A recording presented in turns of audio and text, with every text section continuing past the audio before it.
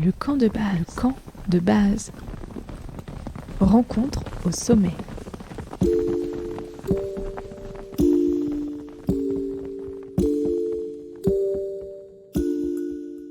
Bonjour, ici Émilie Vadel.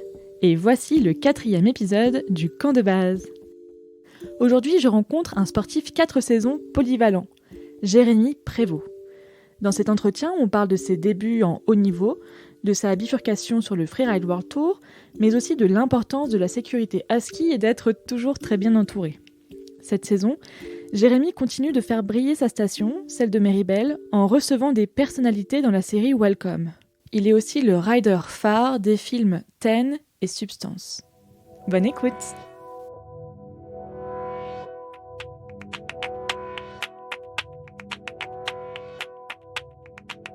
Salut Jérémy et merci beaucoup d'avoir accepté mon invitation dans le camp de base. Bonjour. Bon alors, avant de te poser la question à laquelle tout le monde répond dans ce podcast, j'ai pas mal regardé sur internet pour découvrir un peu mieux ce que tu faisais.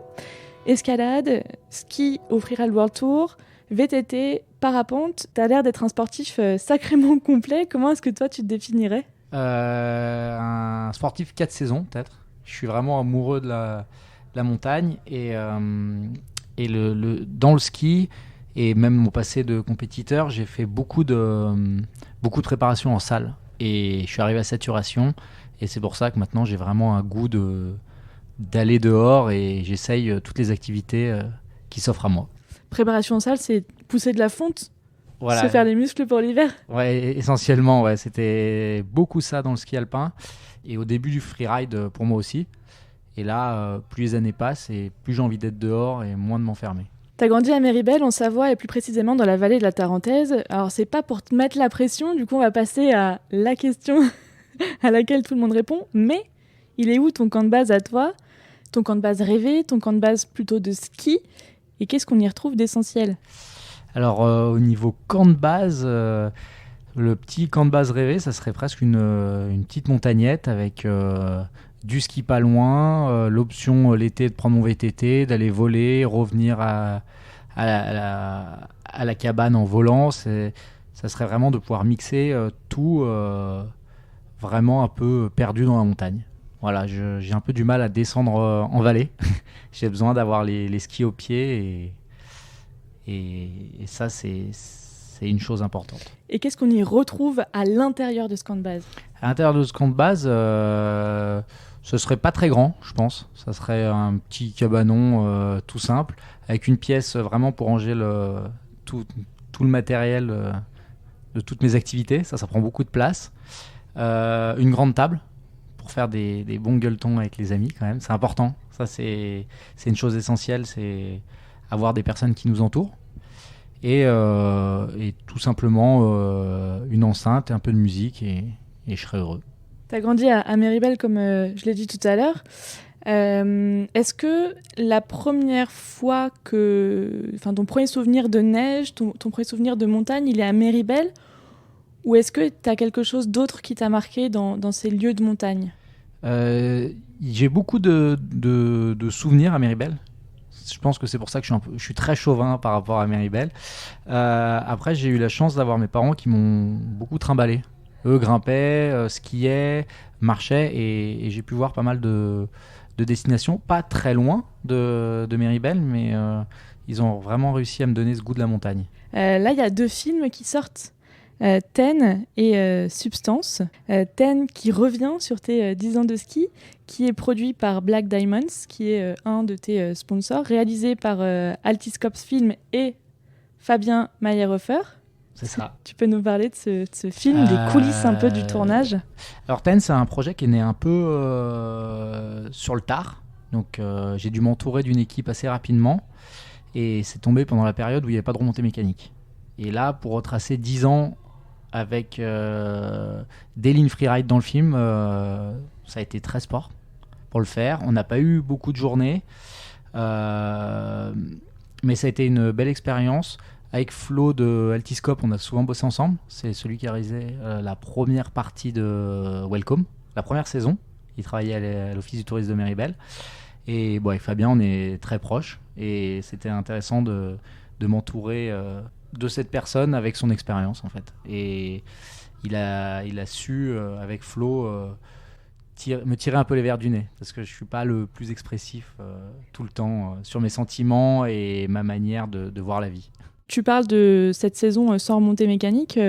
On l'a vu là dans les différents films qui sortent en ce moment sur la montagne. Beaucoup de riders ont retrouvé le goût de rider à côté de la maison. Est-ce que toi, tu as découvert des spots pendant cette pandémie ? Méribel, même avant les ouvertures, je circule sur le domaine en randonnée, donc ça m'a pas trop changé. Ça a un peu changé au niveau des habitudes par rapport à ce qui est sécurisé ou non. Après, j'ai découvert d'autres domaines. Voilà, au début de saison, il y a eu beaucoup de neige plus bas, en vallée, et j'ai découvert d'autres stations, d'autres lieux, et ça, c'était un peu la magie. Voilà, c'était un autre rythme, prendre la voiture, pas forcément partir tout le temps à 3h du matin, mais voilà, c'était juste se laisser porter où il y avait de la neige. Et du coup, quel est le spot dont tu as envie de nous parler que tu as découvert ? J'ai beaucoup arpenté la Lausière, le paradis des cafistes. Et ça, il s'était bien caché d'en parler. Voilà, j'étais allé quelques fois et là, cette année, j'y suis beaucoup retourné. J'ai refait un peu le Beaufortin. J'ai découvert des faces cachées vers la Sambuie aussi. Et ça, c'était assez intéressant. Voilà, plus sur les Bauges. Ouais. Et non, c'était vraiment intéressant de découvrir un autre type de ski, d'autres domaines. Et ça, c'était plutôt sympa. Donc là, c'est dans Ten. Qu'est-ce qu'on peut y voir dans ce film ? Alors, dans Ten, c'est vraiment de comment j'ai évolué depuis le podium de l'Extrême de Verbier, avec une année après la fin du World Tour. Le fait d'avoir pas bien digéré ça. Pour moi, je m'étais vraiment mis en tête d'être champion du monde un jour de ski freeride et de comment me reconstruire et comment j'ai pu retrouver le goût du ski jusqu'à maintenant et comment je vois le ski maintenant aussi.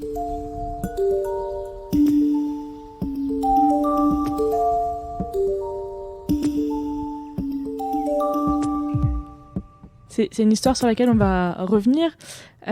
Toi, tu as commencé du coup en ski alpin, ce qu'on appelle communément du géant, du slalom, du coup du piquet, avec beaucoup de salles. C'est ce que tu as dit. C'était un peu ça. Après, j'avais la chance une fois fini les entraînements, d'aller me changer et d'aller faire un peu de ski plus libre. Et c'est peut-être pour ça que j'ai réussi à garder aussi ce goût du ski alpin. J'aime tailler de la courbe et c'est quand même un beau sport. Ça t'apprend pas mal de choses sur les skis. À la fin des FIS, j'étais pas arrivé au niveau que je voulais et naturellement, je me suis orienté vers le freeride, chose que je faisais déjà à côté des entraînements en fait. Ok, donc tu es sur le circuit FIS, c'est le circuit d'excellence pour arriver... J'étais en dessous de la Coupe d'Europe. En dessous de la Coupe d'Europe, mais en tout cas, quand tu sors dans le haut du classement, tu te dis que tu peux aller en Coupe d'Europe, voire après en Coupe du Monde. T'arrêtes la FIS parce que en fait, t'en as ras-le-bol. J'étais en dessous des résultats. Ouais. J'avais pas mon entrée au comité de Savoie. J'avais pas le cheminement de base qu'un alpin peut avoir. Et mes parents n'avaient pas aussi l'argent pour que je prenne un coach privé. Et du coup, naturellement, j'ai mis le ski alpin de côté pour venir vers le freeride. Ok. Et comment est-ce que, mis à part le fait que t'en fais un peu à côté, tu te dis c'est la freeride et pourquoi pas le parapente, le VTT, le ski de fond, pourquoi pas, tu vois ? J'en faisais un peu du ski de fond pour m'entraîner.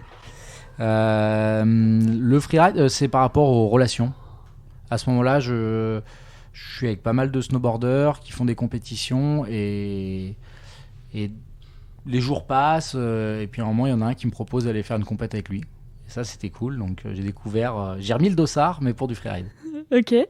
Et donc la première compétition c'est à Vaujany, le Vaujany Open Freeride Festival. Vaujany c'est encore en France, dans la vallée de Bourdoisan.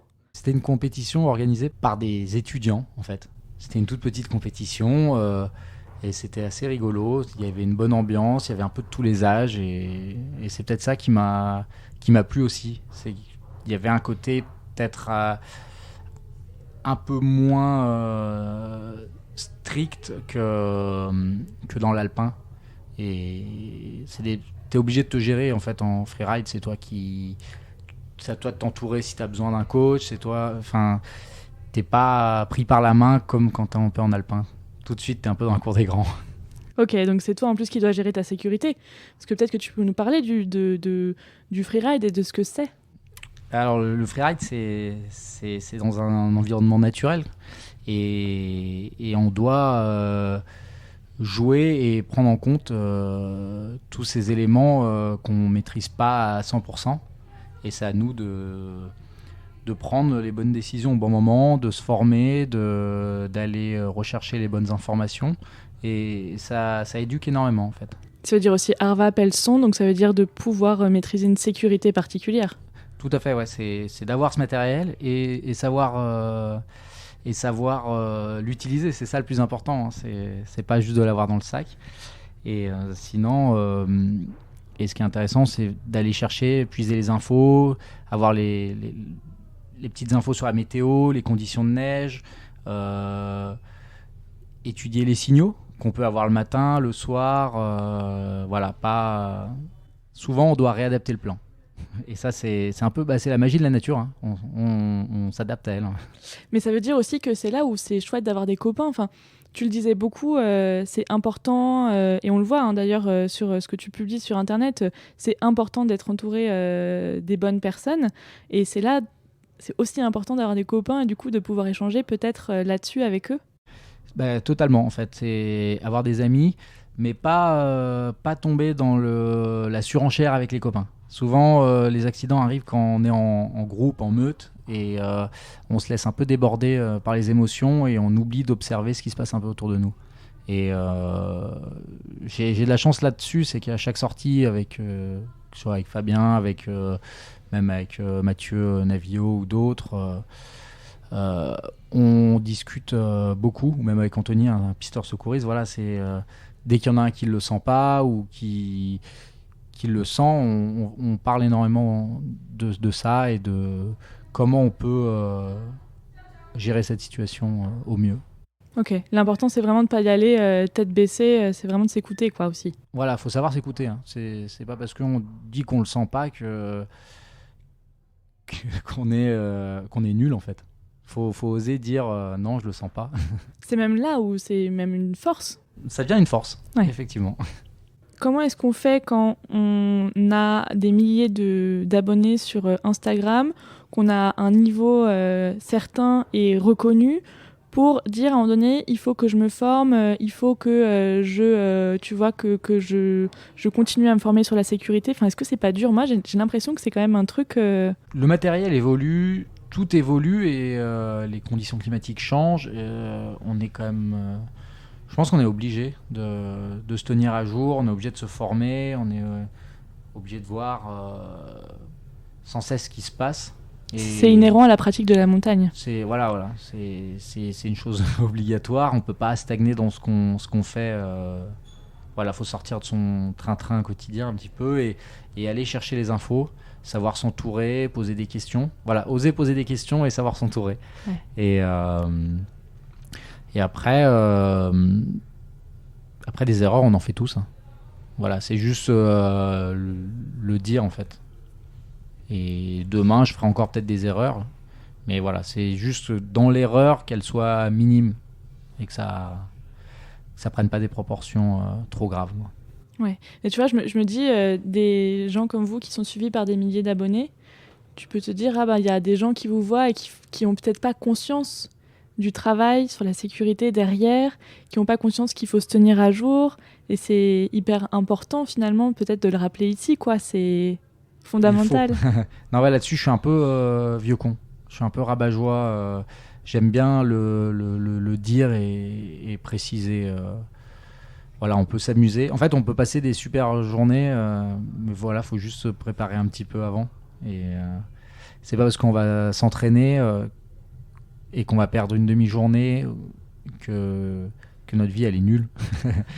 Faut savoir accorder un petit temps à ça. Et il y a plein de journées, au lieu de rester dans son canapé parce qu'il fait mauvais, c'est facile d'aller s'entraîner, essayer des choses.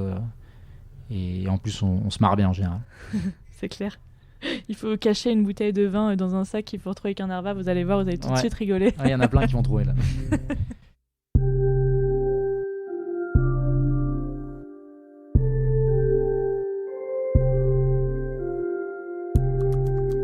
Première compétition à Vaujany, donc c'est quoi la sensation du premier départ ?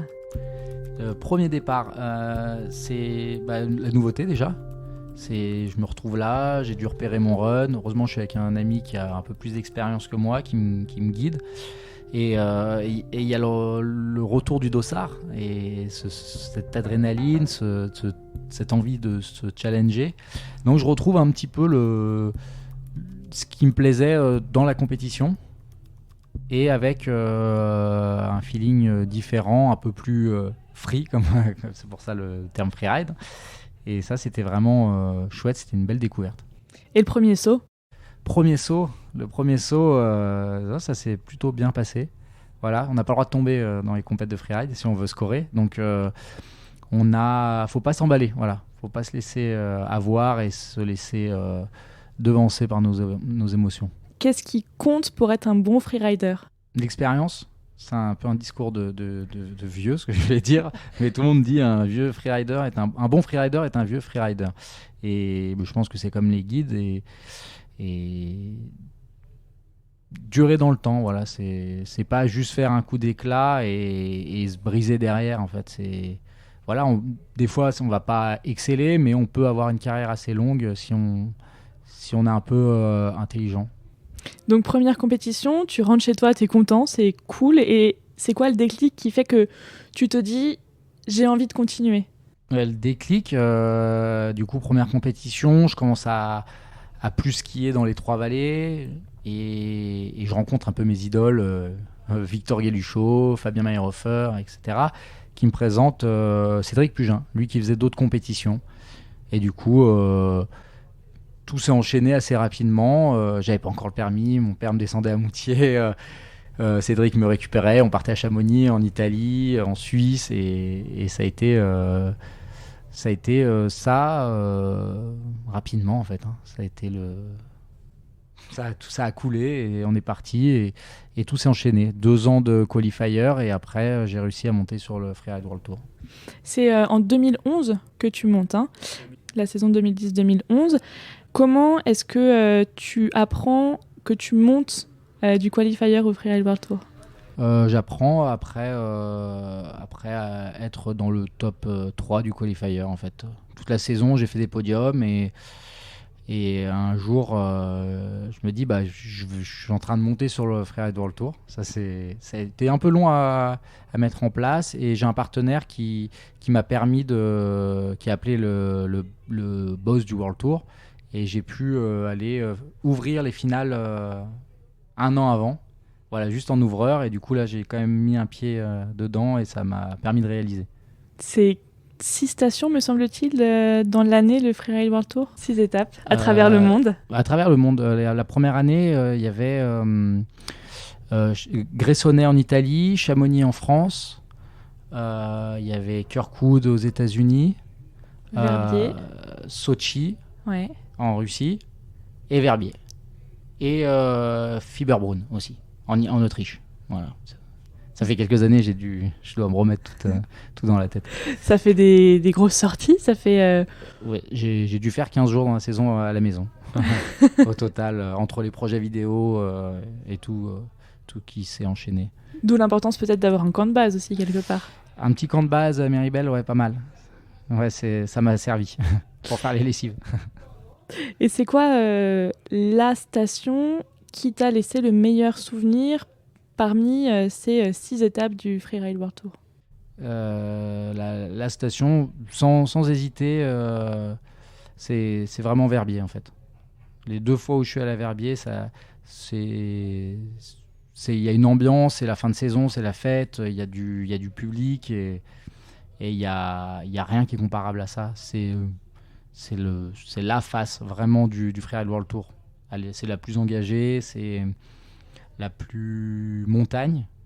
C'est celle, je pense, qui correspond le plus à mon style de ski. J'étais pas le plus gros freestyler dans le circuit freeride et du coup, il y avait un côté plus ski pur, en fait. Qui te convenait mieux, du coup. Ouais, qui correspondait vraiment à mon style. D'accord. Et comment est-ce que cette aventure, elle se termine du Freeride World Tour ? Elle se termine pas très bien, avec un goût amer, une perte du goût du ski. Et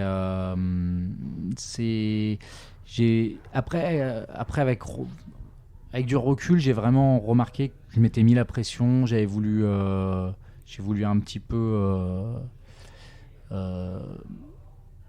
J'ai loupé des étapes. J'ai voulu aller trop vite. Voilà, la première année, j'avais fait un podium, 3e place, et pour moi, dans ma tête, la deuxième année, il fallait que je sois champion du monde. J'ai été un peu trop gourmand. Et après, j'avais vraiment ce goût de la gagne. Alors du coup, quand on a le goût de la gagne, souvent, on oublie un peu l'essentiel. T'étais jeune en plus, t'avais 22 ans ? C'est ça, 22 ans. 21 ans la première année, ouais. Et du coup, à 22-23, je voulais être champion du monde. Le goût de la gagne. Ouais, ce goût de la gagne et qui m'a perturbé dans mes décisions. Voilà, j'ai pas géré du tout. En fait. Sur des lignes Le choix de ligne, je me suis entêté dans des schémas de compétition qui allaient pas. Quoi. Et qu'on t'avait aussi inculqué peut-être au ski alpin, quoi. Je sais pas si c'était par rapport au ski alpin, c'est juste moi, j'ai été tête bêche, quoi. Vraiment, j'ai foncé. Ouais, fonceur, voilà, c'est ça. Après, là-dessus, maintenant, j'ai pas de regrets. J'ai bien digéré et je pense que c'est ce qui permet de faire des éclats à certains moments, c'est de savoir foncer et oser, en fait. Et qu'est-ce qui se passe entre 2012 et maintenant ? Comment est-ce que tu te reconstruis et quels sont les sports que tu pratiques et les lieux que tu parcours peut-être ?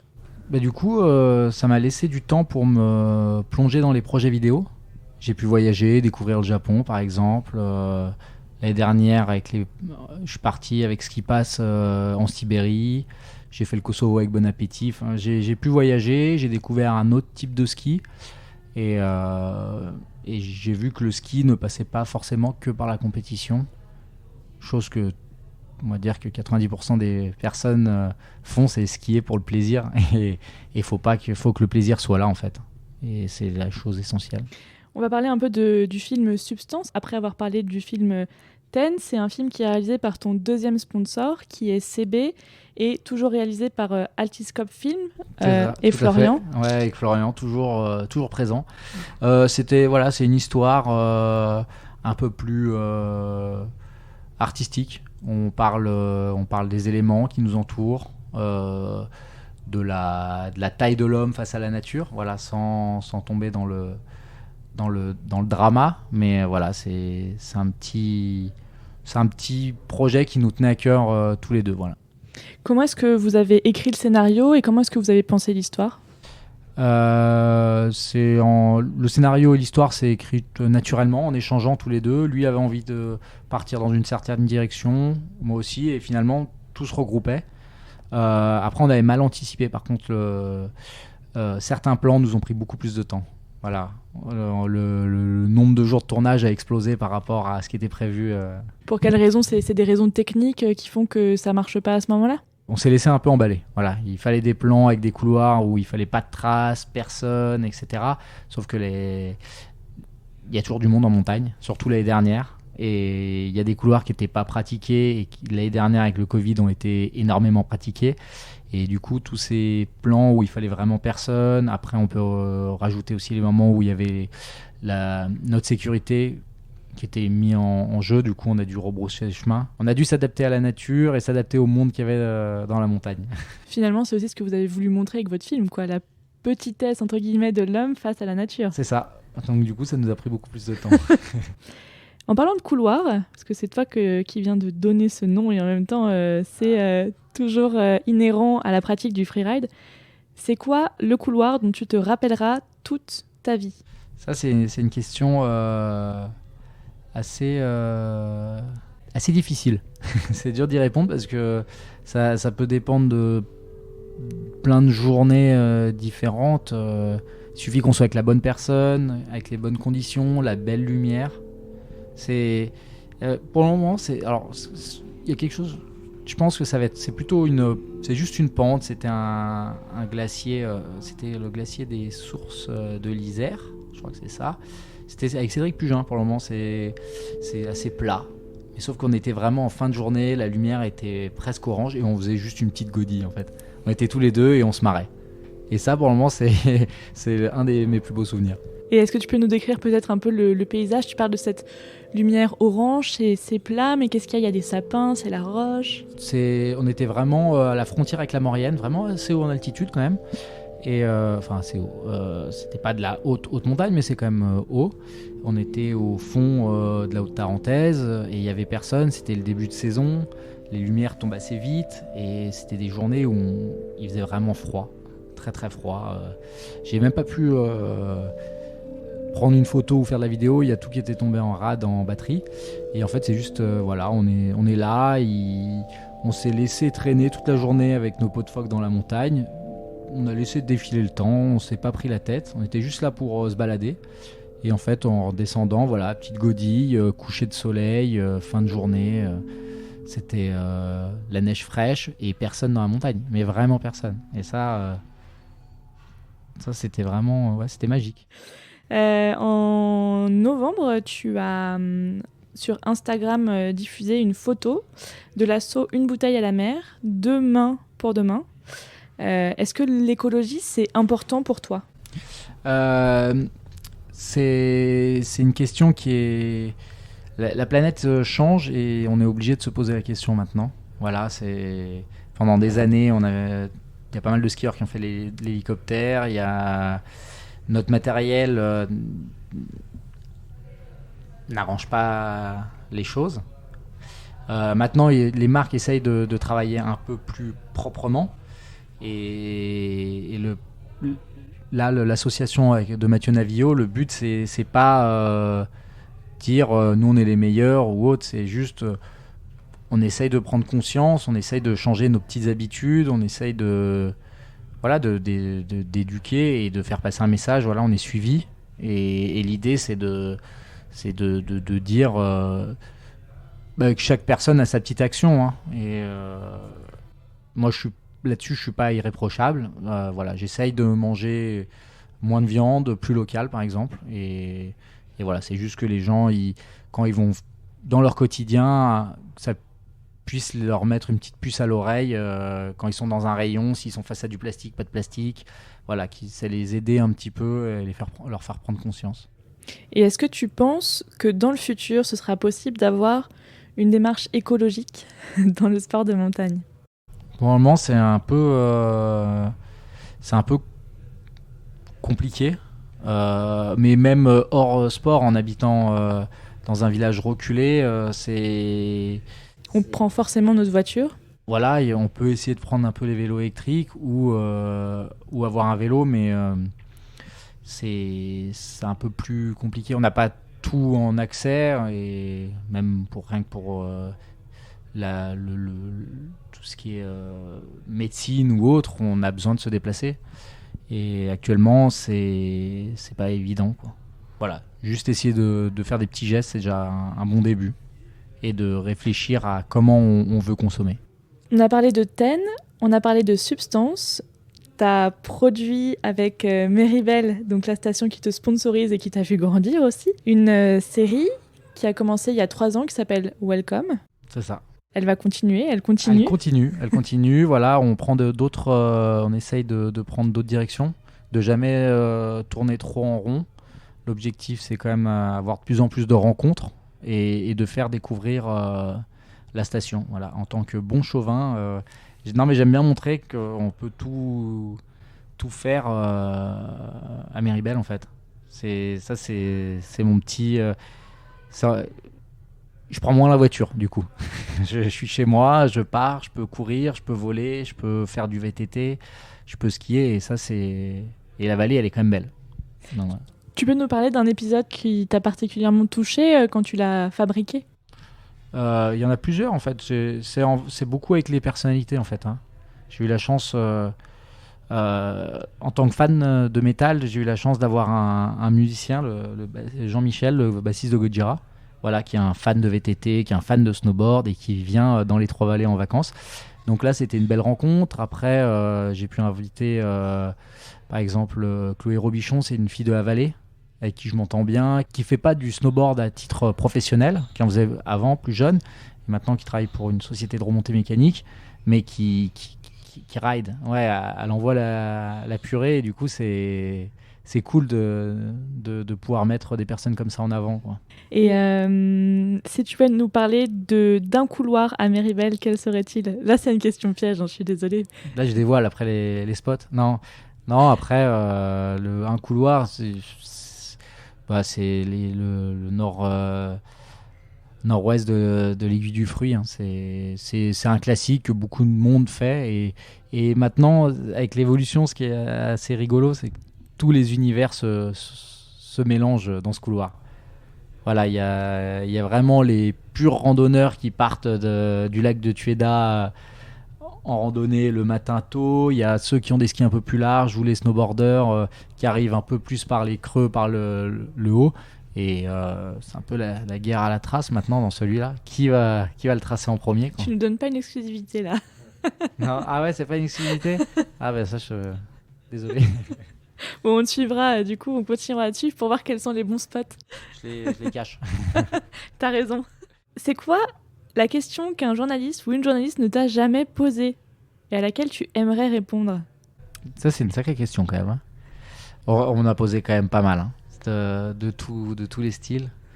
Qu'est-ce que j'aime manger ? Qu'est-ce que j'aime boire ? La musique. Je pense que les journalistes, ils restent toujours assez respectueux de la vie privée des gens. Donc ça, je respecte. Jusqu'à quel âge je voudrais skier, des choses comme ça, en fait. Ouais, ok. Et alors, du coup, qu'est-ce que ça donne ? Tu voudrais skier toute ta vie ? Bah, toute ma vie, en fait, ouais. Si je vis jusqu'à 100 ans, si à 100 ans, je peux encore faire une piste, c'est cool. T'as des sportifs un peu en modèle, des gens qui sont encore sur les skis ou qui pratiquent encore leur sport à des niveaux remarquables ou pas après avoir passé un certain âge ? Bah, j'ai des modèles, c'est pas forcément que des sportifs, mais dans nos vallées, il y a pas mal de personnes qui skient encore énormément. Je vois des grands-parents, des parents, et il y en a qui vivent pour ça, et c'est beau. C'est là qu'on voit que le ski, c'est quand même un sport, c'est un beau sport. Et dans 10 ans, alors, tu seras où ? Dans 10 ans, je pense que je serai toujours là, je pense. J'espère pouvoir encore skier comme je le souhaite. Après, est-ce que j'habiterai encore au plus haut de la vallée, de la station ? Je sais pas. J'aurai peut-être une famille. Je ferme pas la porte à tout ça, mais voilà, toujours skier. Un sport que tu aimerais pratiquer et dans lequel tu t'es jamais lancé ? J'ai vu que tu avais commencé le trail cet été. Ah, ça, ouais, ma carrière s'est vite arrêtée. Hein. Je vais continuer. Je pense peut-être faire 1 kilomètre vertical l'année prochaine. Mais je préfère ça. Je préfère la montée. La descente, c'est vraiment pas mon truc. Qu'est-ce que j'ai pas essayé ? La chute libre, peut-être. Voilà. Que chute libre. Après, j'ai pas le droit de faire plus. J'ai pas le droit de faire de base jump. Tout mon entourage m'a interdit. Pour quelle raison ? Trop de problèmes, trop de pertes autour de nous, quoi. C'est un sport un peu trop qui pousse un peu trop. Voilà. Pour moi, c'est le sommet de la pyramide du sport extrême aussi. Voilà, c'est ça. Et pour en avoir discuté avec beaucoup, a priori, quand tu as goûté à ça, ta vie, elle est nulle à côté. Okay. Donc voilà. C'est comme une mauvaise drogue, quoi. Ouais, un peu, c'est ça, c'est une mauvaise drogue. Et finalement, qu'est-ce qu'on doit te souhaiter pour la suite, mis à part des copains et de la glisse ? Tous les jours. Être heureux, avoir le sourire. Se lever avec le sourire. Mais ça, c'est ce qu'on faudrait souhaiter à beaucoup de gens. À beaucoup de monde, voire à tout le monde. Super. Et merci infiniment de m'avoir accordé cet entretien. Merci à toi. Et on remercie aussi l'Auberge de Savoie qui nous a accueillis dans leur salon. Ouais. Non, c'était top. Ouais, trop bien. Merci beaucoup. Merci à toi. Le camp de base, épisode 4 avec Jérémy Prévost, c'est terminé. Lundi prochain, je vous emmène à Pralognan-Lavanoise, où je vais rencontrer Charlène Plaisance.